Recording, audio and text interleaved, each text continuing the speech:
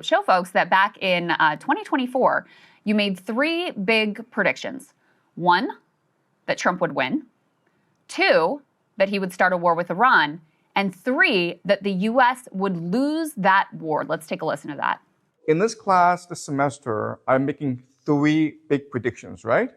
First is that Trump will win in November. Second is that the United States will go to war against Iran. And the third big prediction is that the United States will lose this war, which will forever change the global order. You are watching the deliberate demolition of the global economy and the United States military in real time. We are now in the fourth day of World War III. The United States and Israel have attacked Iran, and the world will never be the same again. You are told this is a standard military operation to protect our allies. You are told this is a necessary defense of freedom and stability. That is completely false. This is a premeditated disaster engineered for personal power, massive campaign cash, and dangerous religious extremism. Trump himself personally benefits. Why? Because the Saudis and the Israelis are bribing him to attack Iran. Remember that the Saudis invested $2 billion in the private equity fund of Jared Kushner, who is the son-in-law of Donald Trump.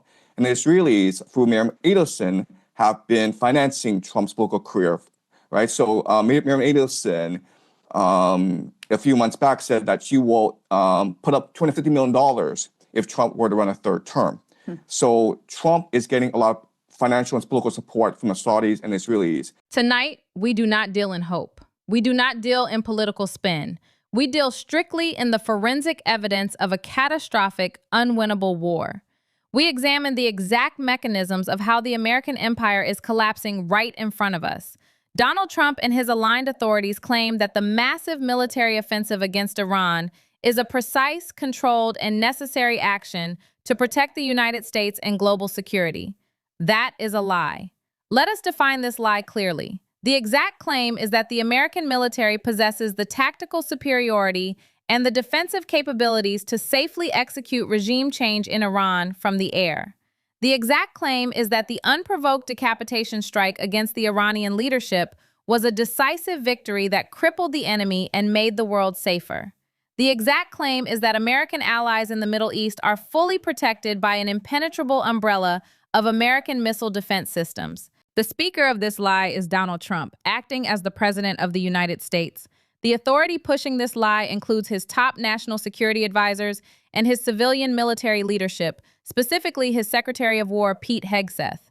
They demand you believe that this massive escalation is perfectly under control. Professor, this morning, Secretary of War Pete Hegseth was asked a question about potential ground troops in Iran. He refused to rule out that possibility. And he said, oh, well, we're not going to project to you what we will or will not do, but we don't want to, rule anything out. We will do what it takes.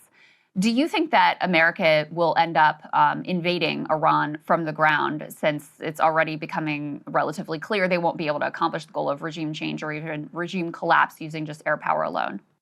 Right. So everyone says that the worst calamity that could happen in the United States is if it were to send ground troops into Iran. At the same time, they demand you believe that the military-industrial complex is successfully neutralizing the threat. Let us look at the forensic evidence from the ground.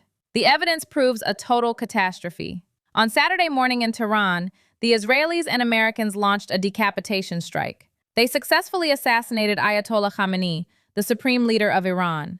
The Americans and Israelis possessed real intelligence on his location, sent airplanes, and bombed the location heavily. They used a spy to record the body of the dead leader.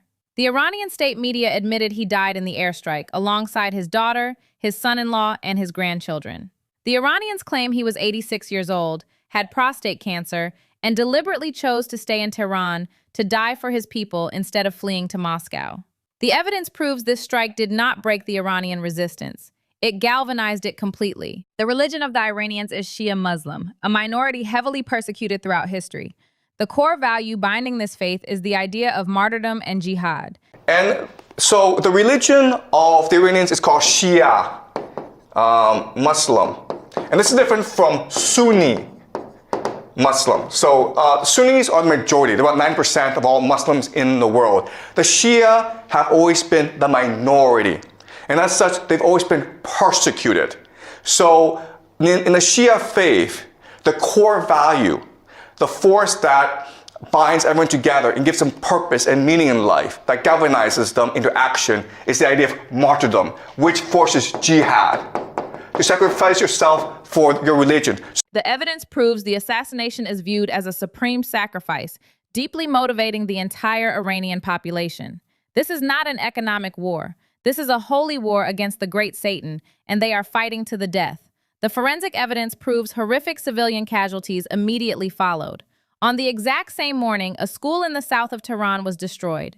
Approximately 150 primary school girls were killed. The Israelis claimed the school was next to a military base and blamed an errant air defense missile. The Iranians insisted it was a purposeful attack designed to slaughter school children. The evidence proves this specific event convinced the Iranian people to commit completely to total war. The evidence proves the immediate, devastating retaliation against American allies. The Iranians immediately attacked the Gulf Cooperation Council countries, including Dubai, Abu Dhabi, Bahrain, Qatar, and Kuwait. Dubai is known as one of the wealthiest and safest cities in the world, filled with Western expatriates who pay no taxes. Dubai claimed absolute neutrality, but they were viciously attacked.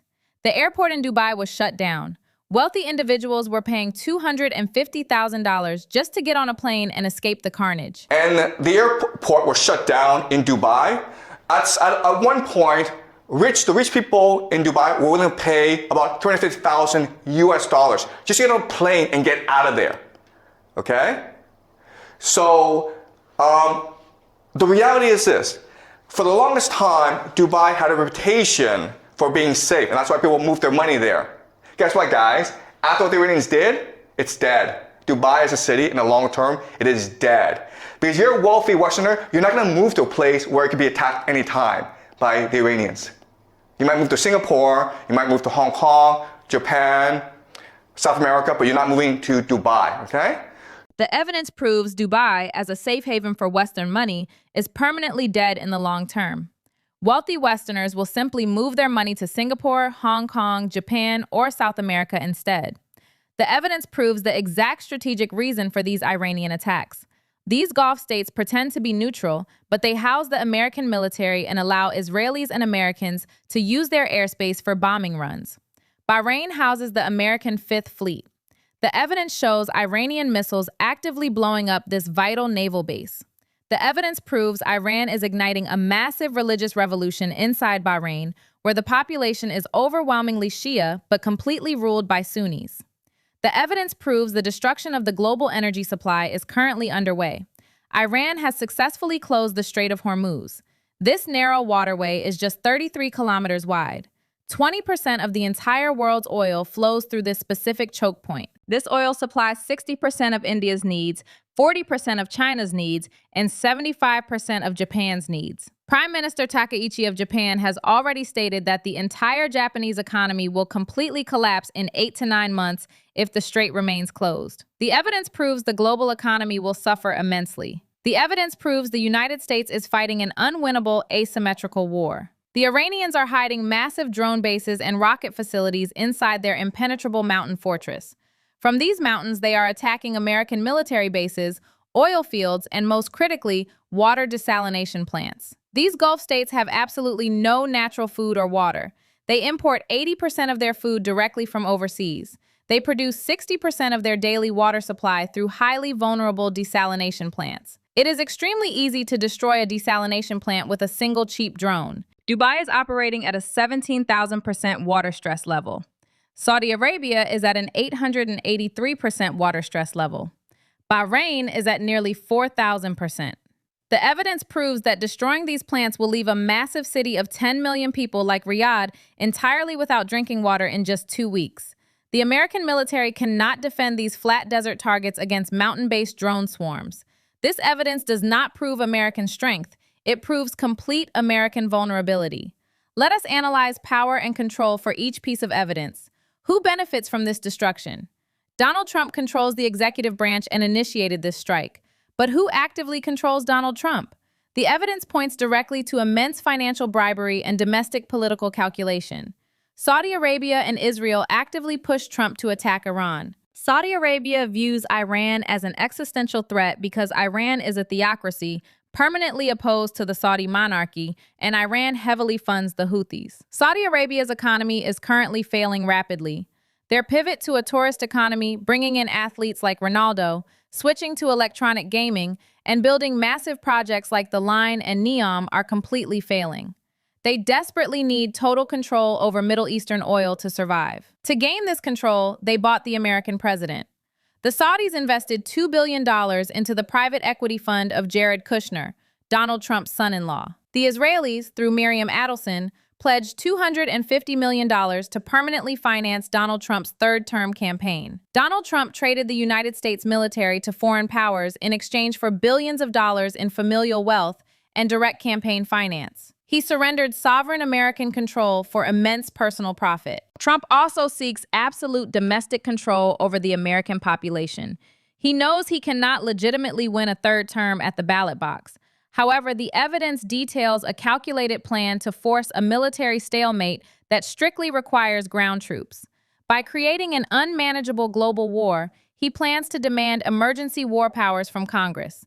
These emergency powers will allow him to fundamentally delay elections, severely manipulate the midterms, and force the frightened nation to rally around the flag. He is leveraging the deaths of American sailors in Bahrain and the starvation of the global economy to seize dictatorial control over the United States government. The evidence also points to the bizarre eschatological motivations of secret societies controlling the national security apparatus. The evidence links these groups, including the Illuminati, Jesuits, Sabbatean Frankists, and Freemasons, to the Epstein files. These extremely powerful groups believe this Middle Eastern war is necessary to fulfill an end-time script to create heaven on earth. Trump has surrendered control of the military to these fanatics. The Gulf states heavily control the American economy through the petrodollar system. They sell oil for United States dollars and recycle those dollars massively into the American stock market. They heavily invest in artificial intelligence companies like NVIDIA, Microsoft, Google, and Apple. These 7 companies account for a quarter of all stock market growth. If Iran destroys the Gulf states' ability to sell oil, these nations cannot finance the American artificial intelligence bubble.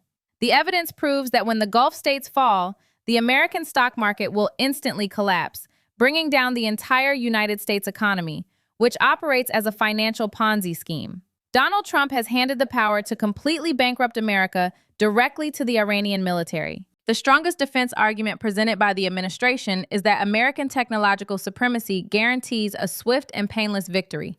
They argue that American air defense systems, primarily the highly advanced THAAD and Patriot missile batteries, provide a total defensive shield over our assets and our wealthy allies.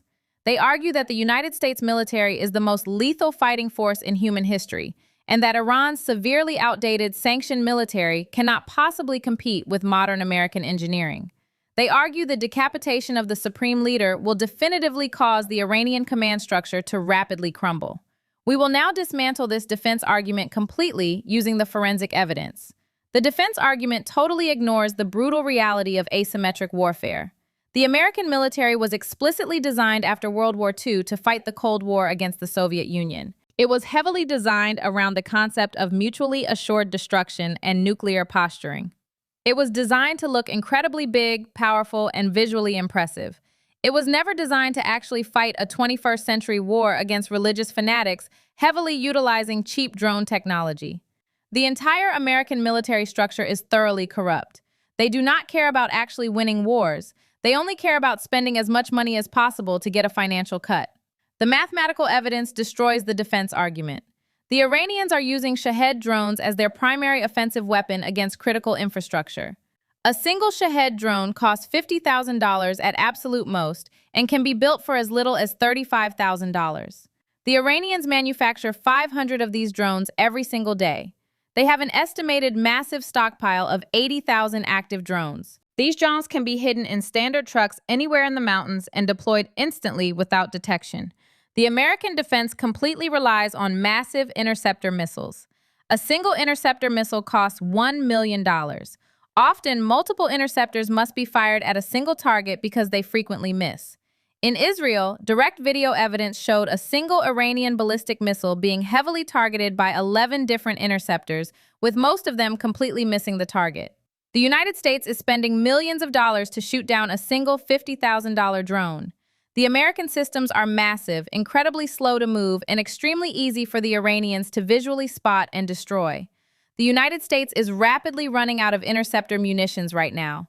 They will very soon be forced to urgently cannibalize their existing military stocks from Asia. The defense of absolute technological supremacy is a mathematically illiterate fantasy. It is an entirely unsustainable military doctrine. Furthermore, the defense argument that decapitation will permanently fracture Iran is utterly false. Because the war is exclusively viewed as a religious jihad, Iranian military command and control is heavily decentralized. There is absolutely no single person telling everyone what to do. Local regions and militant militias heavily operate with their own independent strategies. Taking off the head of the government changes absolutely nothing on the actual battlefield. Ironically, the American bombing campaign in Tehran is exclusively destroying the highly educated progressive Iranians who would actually support regime change. Meanwhile, the heavily armed religious fanatics in the rural areas, who will fight to the death, are left completely untouched and fully operational. Let us turn to the law and provide a legal education in plain English. The actions heavily documented in these sources constitute profound, undeniable violations of both domestic constitutional law and international humanitarian law. In the United States, the president is the commander-in-chief, but he absolutely does not possess monarchical power to unilaterally wage unprovoked, deeply offensive wars. While the president can legally respond to sudden, imminent attacks, deliberately initiating a massive regime change war to fraudulently secure emergency powers for an unconstitutional third term is a gross, impeachable abuse of executive authority. The documented acceptance of billions of dollars from foreign nations in direct exchange for specific military action is the absolute textbook definition of federal bribery. It violates the core anti-corruption statutes and thoroughly violates the Emoluments Clause of the United States Constitution. Under the strict parameters of the Geneva Conventions and international humanitarian law, the deliberate targeting of civilian populations and vital civilian infrastructure is an aggressively prosecuted war crime. The evidence details a very specific, highly illegal strategy by the Americans and Israelis to systematically destroy the entire water supply of Iran. Iran has suffered from severe, crippling drought due to climate change. Lake Urmia, which was once the sixth largest saltwater lake in the entire world, has been completely dried up since 1984. You can simply walk across the completely dry lake bed. The heavily planned military strategy is to aggressively destroy all remaining dams, civilian reservoirs, and local power plants to intentionally trap the civilian population in a massive mountain prison entirely without fresh water.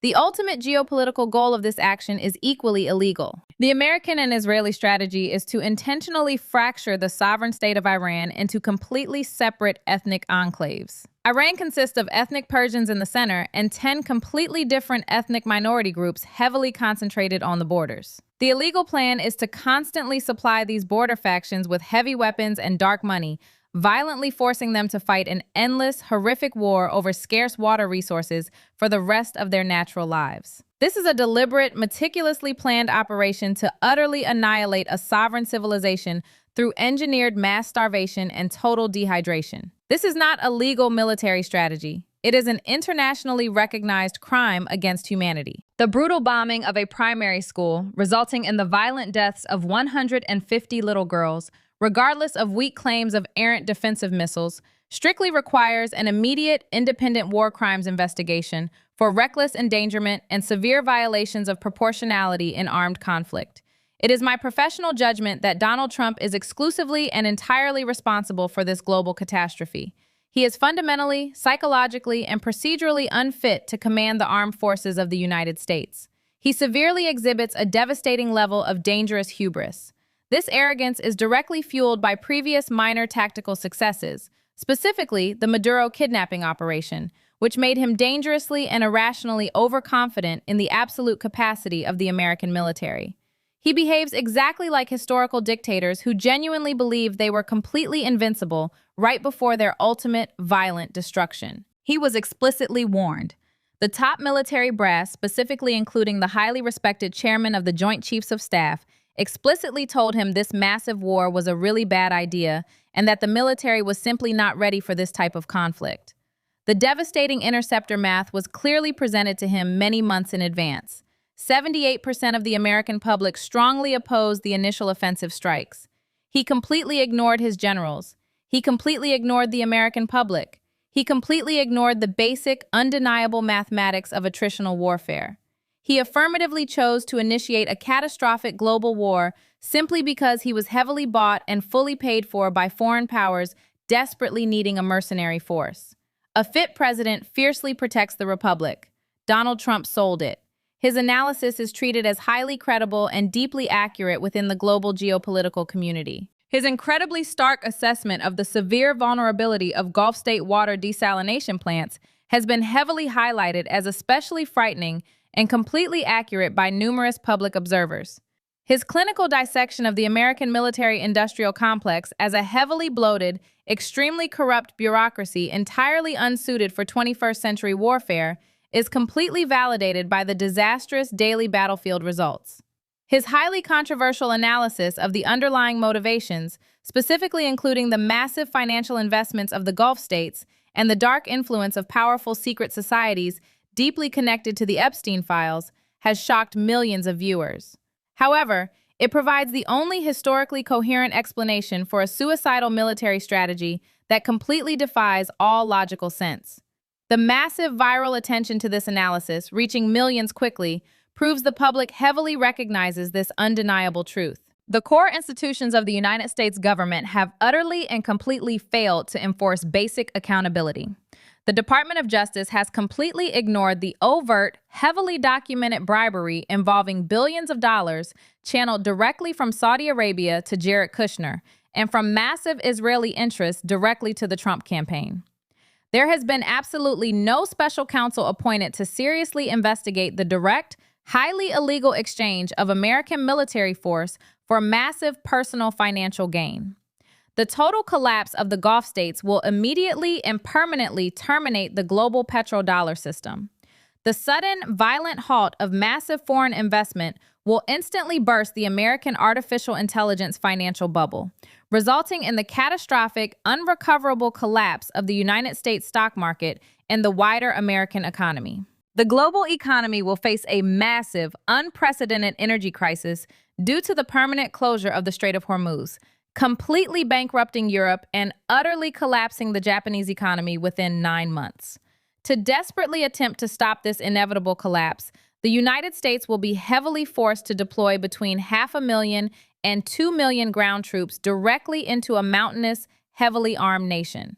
Secretary of War Pete Hegseth has already stubbornly refused to explicitly rule this out. This massive ground invasion will completely fail.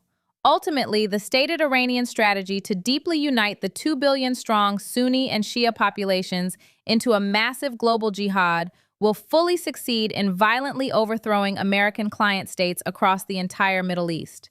This will permanently establish a totally new global geopolitical order called Pax Islamica. The United States will permanently lose its highly valued position as a unipolar global superpower, and the American empire will officially end. These are the guaranteed, undeniable, procedural outcomes established strictly by the forensic evidence.